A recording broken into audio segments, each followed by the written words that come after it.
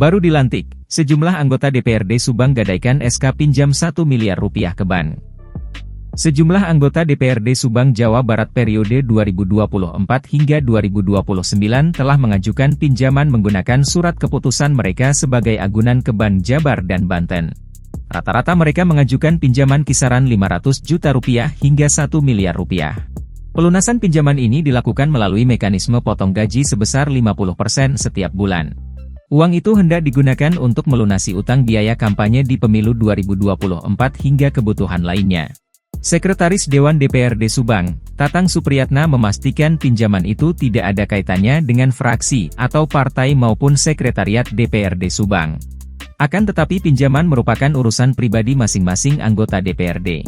Anggota DPRD yang mengajukan ke saya diperkirakan ada di bawah 10 anggota DPRD yang telah mengajukan dan nanti juga kita akan menyerahkan SK kepada mereka, kata Tatang saat dihubungi, Jumat, 6 September 2024.